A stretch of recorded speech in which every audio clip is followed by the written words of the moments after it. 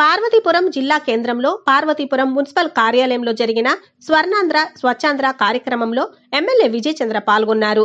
ఈ సందర్భంగా మాట్లాడుతూ పర్యావరణాన్ని పరిరక్షించుకోవడం అందరి బాధ్యత అని స్పష్టం చేశారు.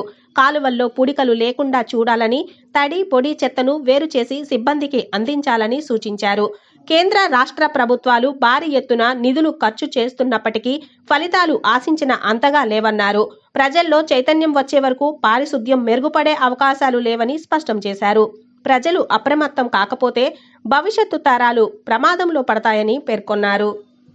వ్యర్థాలను వనరులుగా ఉపయోగిస్తూ స్వయం ఉపాధి అవునా.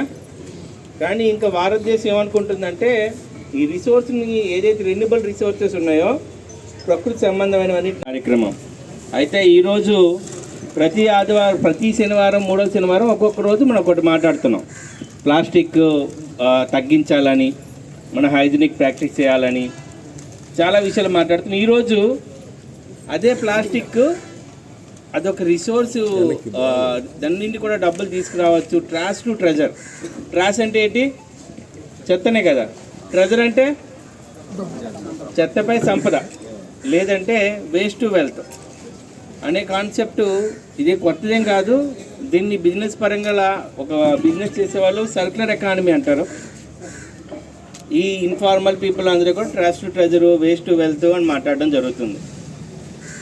నాకు తెలిసి మీ అందరితో ఒకటి, ఇప్పుడు ప్లాస్టిక్ బాటిల్ ఉంటుందా, మనం తాగేసి పడేస్తాం, కూల్ డ్రింక్ బాటిల్ పడేస్తాం. అది ఎవరు తీసుకెళ్తారు? పిక్ చేసి తీసుకెళ్తాడు. దేనికి తీసుకెళ్తాడు? సో అమ్మడానికి తీసుకెళ్తాడు. అంటే దాంట్లో ఒక వాల్యూ ఉందనే విషయాన్ని ఆడికి తెలుసు, కొనేవాడికి తెలుసు, తాగింది నీకు తెలియదు. అవునా? సో అలానే ప్రతి ప్లాస్టిక్కి, ప్రతి రీసైకిల్ ఐటెంకి మనం తిని తాగి ఏదైతే డిస్కార్డ్ చేస్తున్నామో అన్నిటికీ ఒక రీసైకిల్ వాల్యూ అని ఉంటుంది. ప్లాస్టిక్కి కేజీ 18 రూపాయలు, క్లాత్కి 15 రూపాయలు. ఇటు రద్దీ పేపర్, మనం ఇంట్లో పేపర్ వేసుకునే వాళ్ళందరూ కూడా దాచిన తర్వాత ఏం చేస్తారు? పేపర్ని. ఇవన్నీ ఏమవుతాయి? రీసైకిల్ అవుతాయి. కంపెనీకి వెళ్ళిపోవు తిరిగి. కంపెనీ వాడు తిరిగి వాడదాన్ని.